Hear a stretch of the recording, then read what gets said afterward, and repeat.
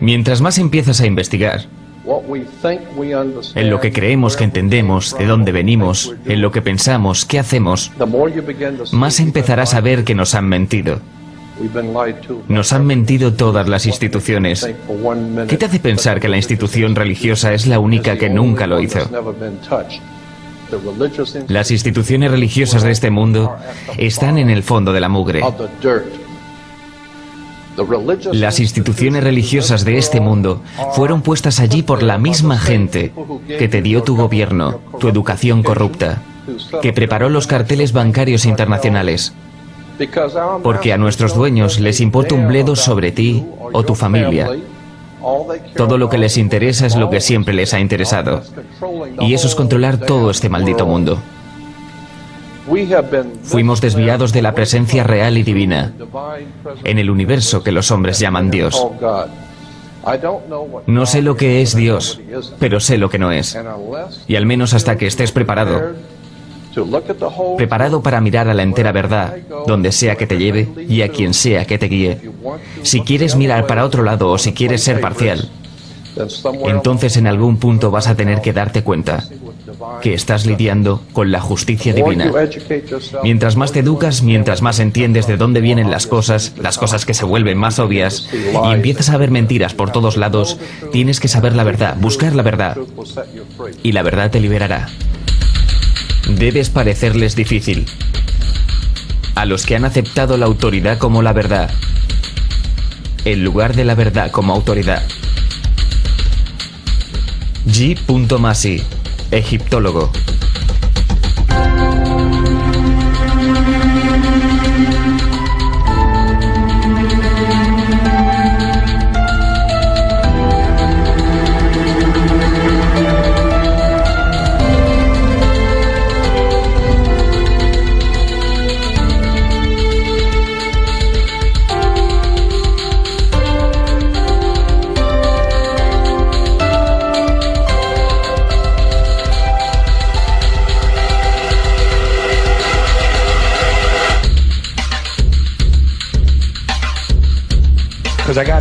Porque les tengo que decir la verdad, amigos, tengo que decirles la verdad. Cuando se trata de tonterías enormes con letras mayúsculas, tienes que sorprenderte del campeón de todos los tiempos, de falsas promesas y reclamos exagerados. La religión. Piénsalo, la religión ha convencido a la gente de que hay un hombre invisible que vive en el cielo y que mira todo lo que haces cada minuto de cada día. Y el hombre invisible tiene una lista especial de 10 cosas que no quiere que hagas. Y si haces alguna de esas 10 cosas, tiene un lugar especial, lleno de fuego y humo, e incendios y tortura y angustia, donde él te mandará a vivir y a sufrir y a quemarte, y a ahogarte y gritar y llorar para siempre, hasta el fin del tiempo. Pero él te ama.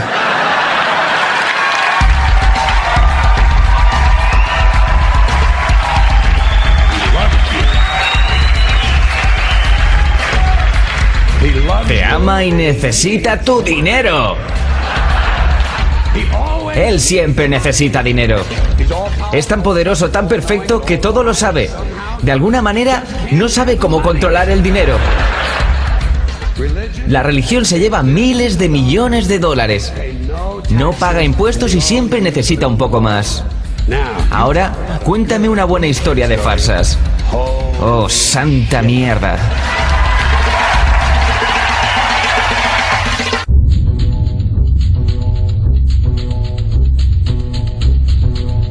Parte 1. La historia más grande jamás contada.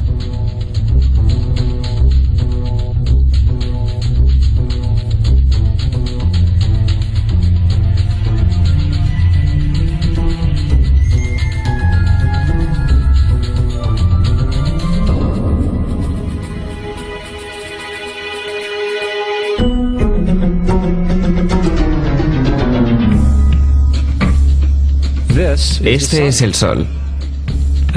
Hace unos 10.000 años antes de Cristo, la historia abunda de grabados y escrituras reflejando el respeto de los pueblos y la adoración por este objeto. Y es simple entender por qué, ya que el sol sale cada mañana, trayendo visión, calor y seguridad, salvando al hombre del frío y de la ciega oscuridad llena de predadores de la noche. Sin él, las culturas entendieron que los sembrados no crecerían y la vida en el planeta no sobreviviría. Estas realidades hicieron al sol el objeto más adorado de todos los tiempos. De la misma manera estaban conscientes de las estrellas. El seguirlas les permitía reconocer y anticipar eventos que ocurrían sobre periodos largos de tiempo, como los eclipses y las lunas llenas. A su tiempo, catalogaron a grupos celestiales, en los que hoy conocemos como constelaciones. Esta es la cruz del zodiaco, una de las más antiguas imágenes conceptuales en la historia de la humanidad. Refleja el sol cuando pasa figuradamente a través de las 12 constelaciones mayores en el curso de un año.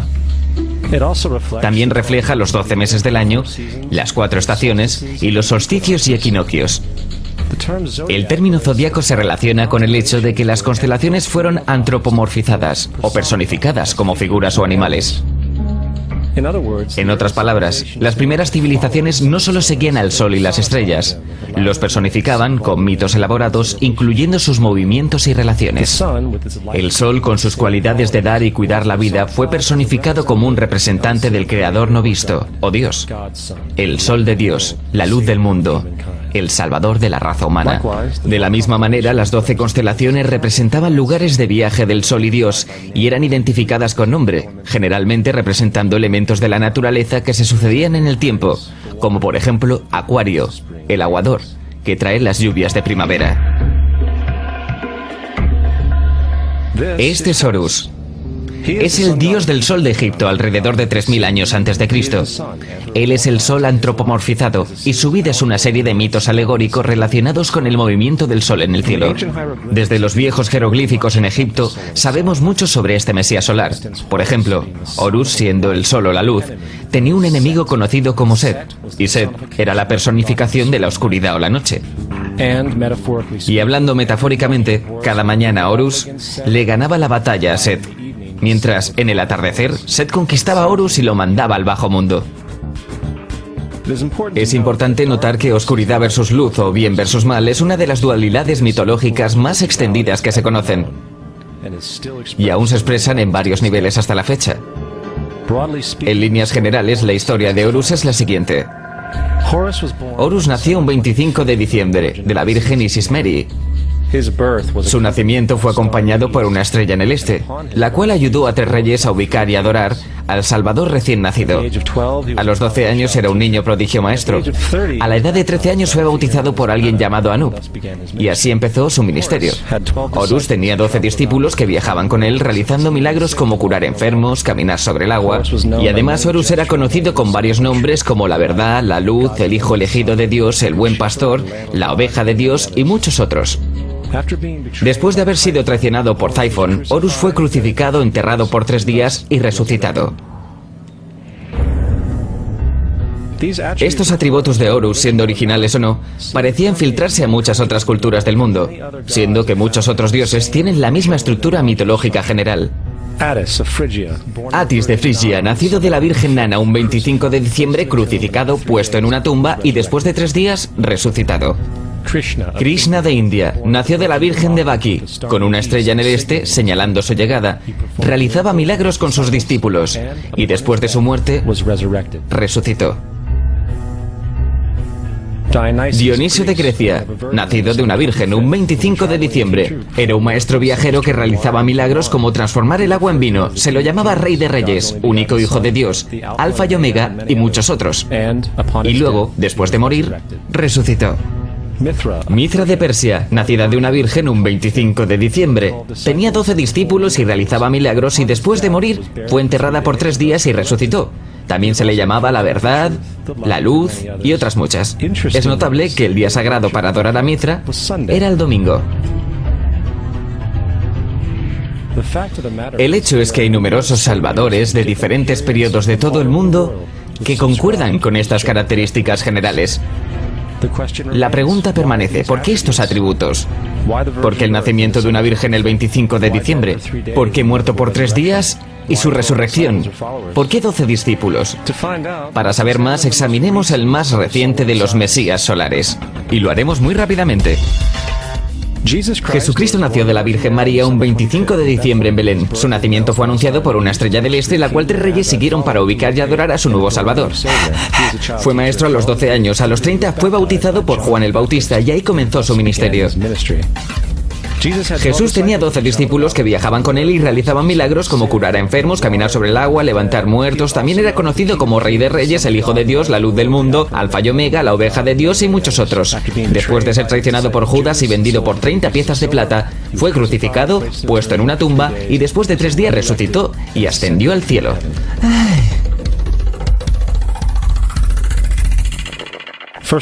Para empezar, la secuencia del nacimiento es completamente astrológica. La estrella en el este es Sirius, la estrella más brillante de la noche, que el 24 de diciembre se alinea con las 3 estrellas más brillantes del cinturón de Orión. Estas 3 estrellas se llaman hoy como se llamaban en la antigüedad, los 3 reyes. Los 3 reyes y la estrella más brillante, Sirio, apuntan al lugar donde sale el sol, el 25 de diciembre. Por esto es que los 3 reyes siguen a la estrella en el este, para ubicar la salida del sol, el nacimiento del sol.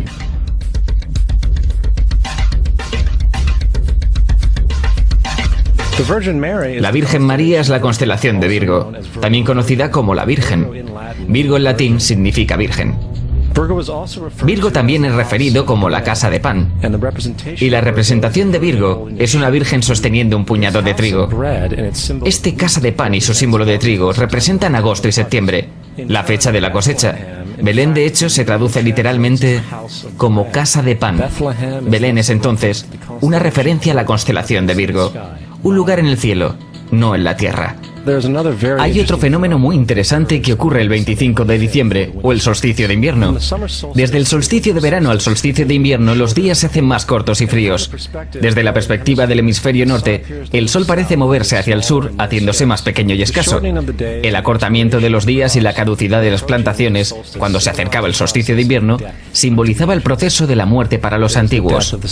Era la muerte del sol.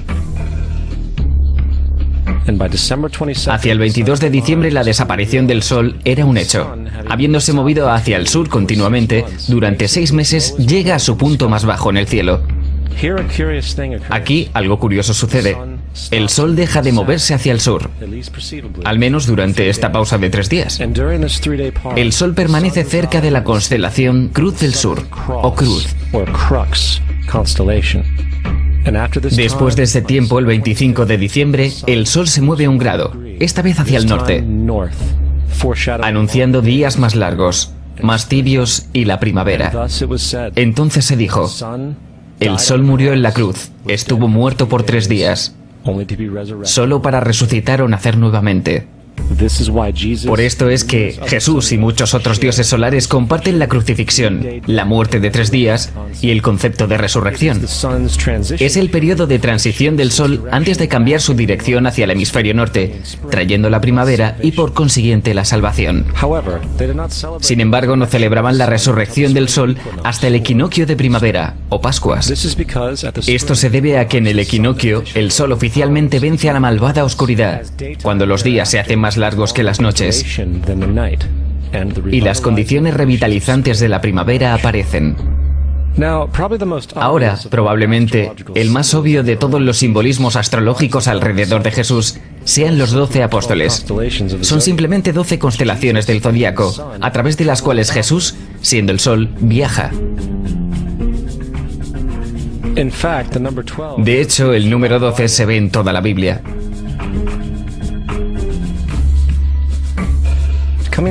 Volviendo a la cruz del zodiaco, la vida figurativa del sol, esto no era solo una expresión artística o herramienta para seguir los movimientos del sol, era también un símbolo espiritual pagano, que resumido, se veía algo parecido a esto. Esto no es un símbolo de la cristiandad, es una adaptación pagana, una adaptación de la cruz del zodiaco.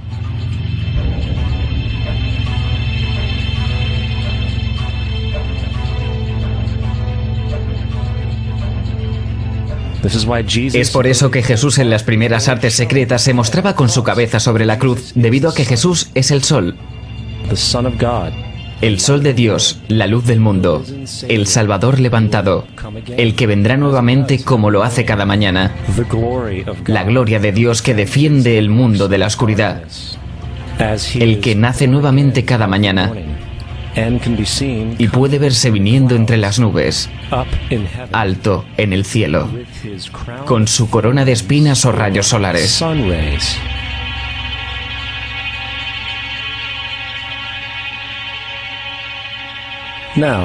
Ahora, de las varias metáforas astrológicas astronómicas en la Biblia, una de las más importantes tiene que ver con las eras.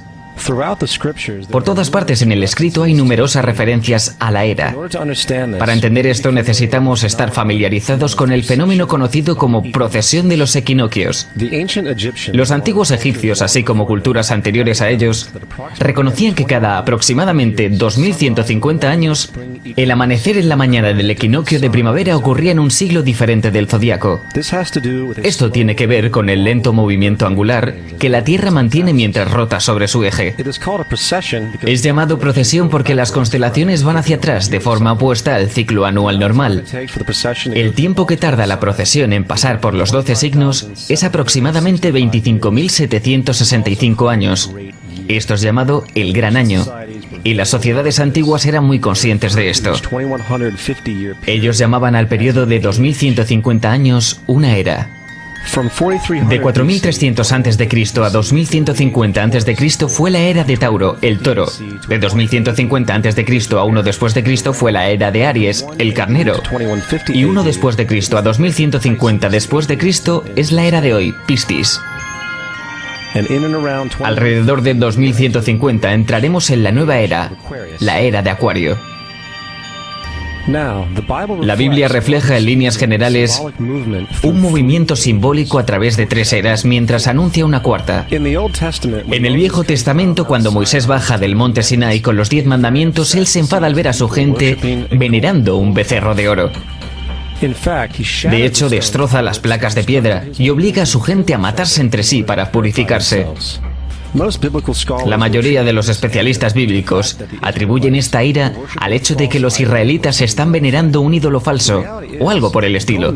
La realidad es que el toro dorado es Tauro el toro, y Moisés refleja la nueva era de Aries el carnero. Es por eso que los judíos aún soplan del cuerno del carnero.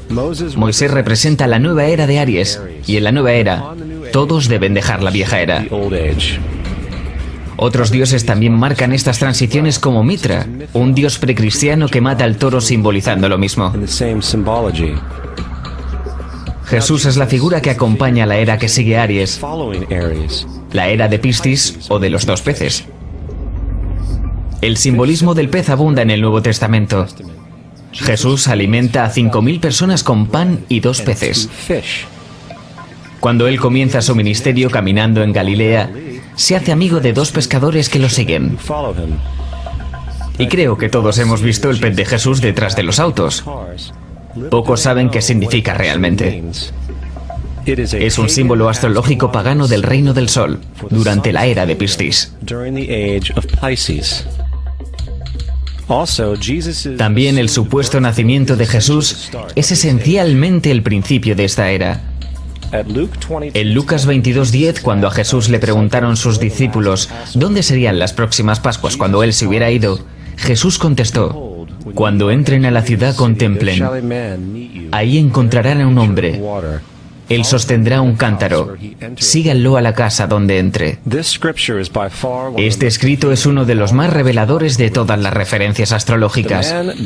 El hombre llevando el cántaro de agua es Acuario, el aguador, que siempre está dibujado como un hombre echando agua desde un cántaro. Él representa la era que sigue a Piscis. Y cuando el sol deje la era de Piscis, irá a la casa de Acuario, ya que Acuario sigue a Piscis en la precesión de los equinoccios.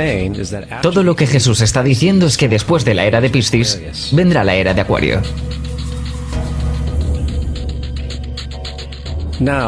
Ahora, todos hemos escuchado acerca del final del tiempo y el final del mundo. Aparte de la representación caricaturesca del libro de las Revelaciones, la fuente principal de esta idea viene de Mateo 28:20, donde Jesús dice: estaré contigo hasta el fin del mundo. Sin embargo, en la versión del Rey James, mundo es una mala traducción, entre otras muchas malas traducciones. La verdadera palabra usada es aeón, que significa era. Estaré contigo hasta el fin de la era. Lo cual es cierto, ya que la personificación cristiana solar de Jesús terminará cuando el sol entre en la era de Acuario. Todo el concepto del fin del tiempo y del fin del mundo es una alegoría astrológica mal interpretada. Digámosle eso ahora a alrededor de 100 millones de personas solo en América que creen que el fin del mundo se acerca.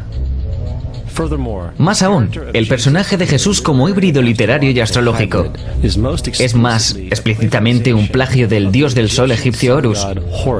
Por ejemplo, inscrito hace alrededor de 3500 años en las paredes del templo de Luxor en Egipto hay imágenes de la anunciación de la concepción de Inmaculada, el nacimiento y la adoración de Horus. Las imágenes comienzan con Tau, anunciando a la Virgen Isis que concebirá a Horus. Luego Nef, el Espíritu Santo, impregna a la Virgen. Y después el alumbramiento y la adoración. Esta es exactamente la historia de la concepción milagrosa de Jesús. De hecho, las similitudes literales entre la religión egipcia y la religión cristiana son asombrosas.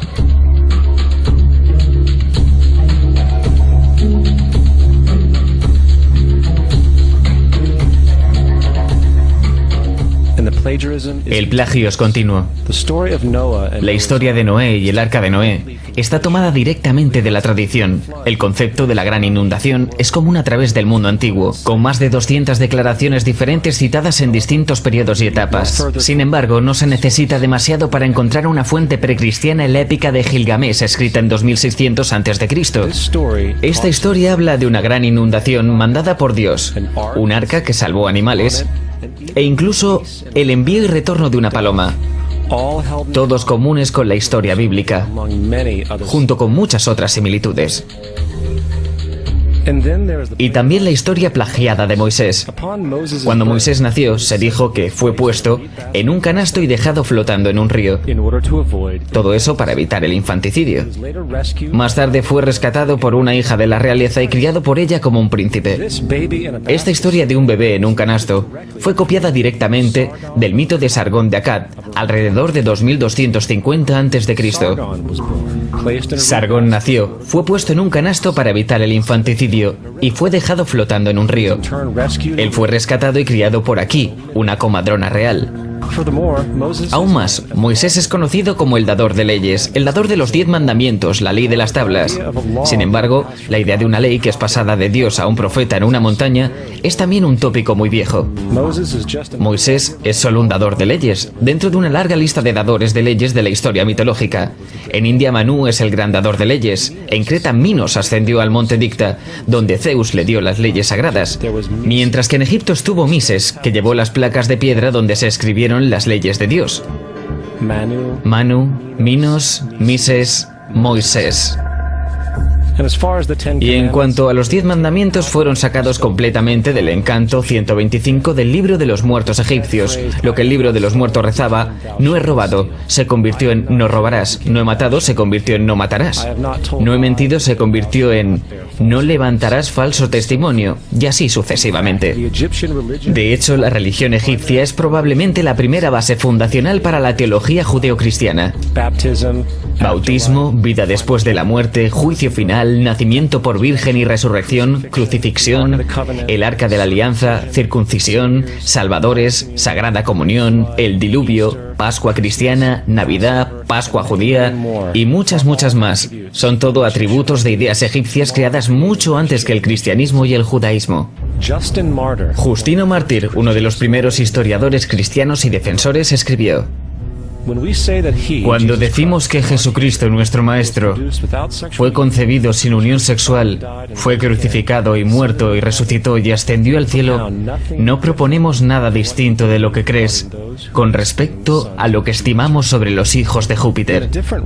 En otro escrito, Justino Mártir dijo: Él nació de una virgen, acepta esto, junto con lo que crees de Perseo. Es obvio que Justino y otros cristianos antiguos sabían cuán similar era la cristiandad respecto a las religiones paganas. Sin embargo, Justino tuvo una solución. Según él, el diablo lo hizo. El diablo tuvo la previsión de venir antes que Cristo y crear estas características en el mundo pagano. Cristiandad fundamentalista fascinante. ¿Esta gente realmente cree que el mundo tiene 12.000 años? Realmente le pregunté a uno de estos tipos: ok, ¿y los fósiles de dinosaurios? Me contestó: ¿fósiles de dinosaurios? Dios los puso ahí para probar nuestra fe.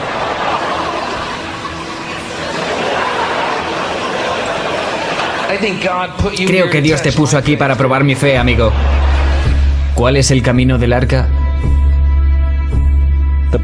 La Biblia no es nada más que un híbrido literario astroteológico, como casi todos los mitos religiosos anteriores. De hecho, el tema de transferencia de atributos de un personaje a un nuevo personaje se pueden encontrar dentro del libro mismo. En el Viejo Testamento está la historia de José. José fue un prototipo de Jesús. José tuvo un nacimiento milagroso. Jesús tuvo un nacimiento milagroso. José tenía 12 hermanos. Jesús tenía 12 discípulos. José fue vendido por 20 piezas de plata. Jesús fue vendido por 30 piezas de plata.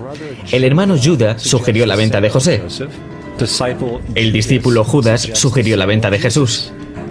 José comenzó su trabajo a la edad de 30 años. Jesús comenzó su trabajo a los 30 años. Los paralelismos siguen y siguen. Es más, ¿hay alguna referencia histórica no bíblica de alguna persona viviendo con el nombre Jesús, el hijo de María, que viajaba con 12 seguidores curando gente y demás? Hay numerosos historiadores que vivieron en alrededores del Mediterráneo durante o después de la supuesta vida de Jesús. ¿Cuántos historiadores documentan esta figura? Ninguno. Sin embargo, para ser justos, no significa que defensores del Jesús histórico no hayan sostenido lo contrario. 4 historiadores son citados típicamente para justificar su existencia. Plinio el Joven, Sustenius y Tácito son los primeros 3. Cada una de sus citas consisten solo en unas pocas oraciones. Y solo se refieren al Christius o al Cristo, que de hecho no es un nombre, sino un título. Significa el elegido. La cuarta fuente es Josephus, y ha sido probada ser una falsificación hace cientos de años. Tristemente, aún hoy es citada como cierta. Es de suponer que un tipo que se levantó entre los muertos y ascendió al cielo delante de todo el mundo y realizó la cantidad de milagros que se le atribuyen, hubiera permanecido en el registro histórico. No lo hizo porque una vez que la evidencia es sopesada, hay una probabilidad muy alta que la figura conocida como Jesús no haya existido nunca. La religión cristiana es una parodia sobre la adoración al sol, en la cual pusieron a un hombre llamado Cristo en lugar del sol, y lo adoran como originalmente adoraron al sol. Thomas Paine. No queremos ser crueles, pero queremos ser objetivos. No queremos causar sentimientos dolorosos, pero queremos ser académicamente correctos en lo que entendemos y que sabemos que es cierto. La cristiandad no está basada en verdades. Encontramos que la cristiandad fue de hecho nada más que una historia romana, desarrollada políticamente. La realidad es, Jesús fue una deidad solar de la secta cristiana agnóstica, y como todos los otros dioses paganos, era una figura mítica. Fue el sistema político que buscó crear la figura de Jesús para tener control social. Por el 325 después de Cristo en Roma, el emperador Constantino convocó al Consejo de Nicea. Fue durante esta reunión que las políticamente motivadas doctrinas cristianas fueron establecidas y donde empezó la larga historia de derramamiento de sangre y fraude espiritual. Y por los siguientes 1600 años, el Vaticano mantuvo un control político sobre toda Europa, conduciendo a periodos felices como la Edad Oscura, junto con iluminados eventos como las Cruzadas y la Inquisición.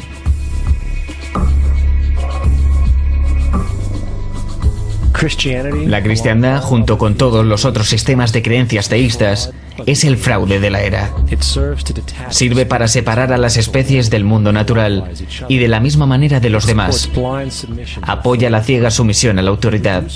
Reduce la responsabilidad humana al hecho de que Dios controla todo. Y de hecho, se pueden justificar crímenes horribles en nombre de la búsqueda divina. La religión nunca podrá reformar la humanidad porque la religión es esclavitud, y aún más importante, hace más fuerte a los que conocen la verdad pero usan el mito para manipular y controlar las sociedades. El mito religioso es el mecanismo más poderoso que jamás haya sido creado y sirve como terreno psicológico donde los otros mitos pueden prosperar.